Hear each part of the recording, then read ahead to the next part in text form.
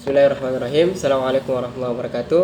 Nama saya Muhammad Ma'ruf Syafruddin dari Fakultas Syariah dan Hukum jurusan Hukum Ekonomi Syariah. Pada kesempatan kali ini saya akan mempresentasikan sedikit mengenai dengan sejarah ejaan yang disempurnakan.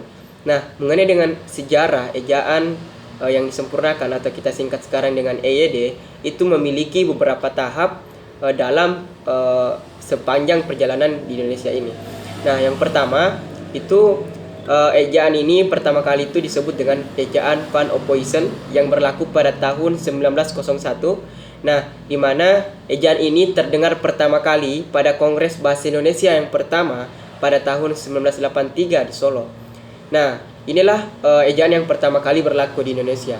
Kemudian yang kedua ada yang namanya ejaan Suwandi, yang dimana ejaan Suwandi ini berlaku ataupun ditetapkan pada tanggal 19 Maret 1947, yang dimana waktu itu yang menjadi Menteri Pendidikan dan Kebudayaan adalah Mr. Muhammad Yamin. Mr. Muhammad Yamin yang memutuskan bahwa ejaan sedapat-dapatnya menggambarkan satu fonem dengan satu huruf. Nah, kemudian penetapan hendaknya dilakukan oleh satu badan yang kompeten. Kemudian yang terakhir, ejaan itu hendaknya praktis tetapi ilmiah. Nah, kemudian setelah ejaan Suwandi berlakulah kembali yang namanya ejaan pembaruan yang berlaku pada tahun 1957. Nah, kemudian setelah ejaan pembaruan ini dipembarui beberapa kalimat-kalimat yang terkhusus pada yang terkhusus dalam tanda-tanda yang berubah ketika masa itu. Salah satunya itu ketika bunyi NG itu hanya bersimbol dengan huruf N, kemudian TJ gitu dan seterusnya. Kemudian itu berlaku juga yang namanya ejaan Melindo yang pada saat itu dikenal dengan ejaan Melayu Indonesia. Nah, yang berlaku pada tahun 1959. Nah, kemudian setelah ejaan Melindo itu berlakulah lagi yang namanya ejaan LBK atau ejaan LBK yang dimana bisa kita sebut dengan lembaga dan kesusastraan.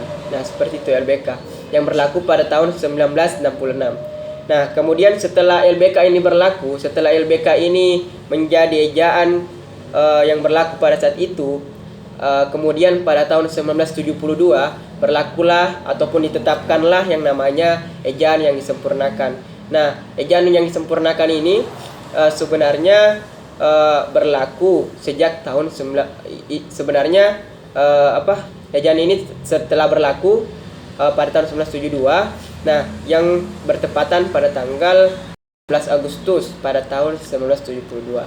Nah, itulah yang menjadi sejarah ejaan-ejaan ini yang kemudian dahulu kita pernah membaca tulisan-tulisan kuno seperti di majalah-majalah, huruf OE seperti Soekarno itu sekarang ketika ejaan yang disempurnakan itu masuk, maka huruf OE itu hanya diubah menjadi huruf U.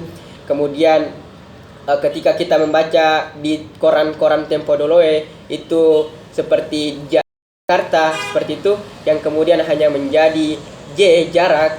Nah, seperti itu. Nah, kemudian huruf J pada masa lampau kemarin itu menjadi huruf Y seperti itu. Nah, kemudian huruf NJ itu berubah menjadi NY. Nah, kemudian yang terakhir huruf SJ yang kemudian diubah menjadi huruf seperti SY syarat yang sebelumnya menjadi sejarat. Yang terakhir sekali untuk salah satu contoh yakni CH yang pada saat itu menjadi yang biasa kita dengar adalah akhir, kemudian menjadi akhir seperti itu. Itulah kemudian menjadi perjalanan ejaan-ejaan ini diubah, disempurnakan pada mungkin itu yang dapat saya sampaikan, lebih kurangnya mohon dimaafkan. Assalamualaikum warahmatullahi wabarakatuh.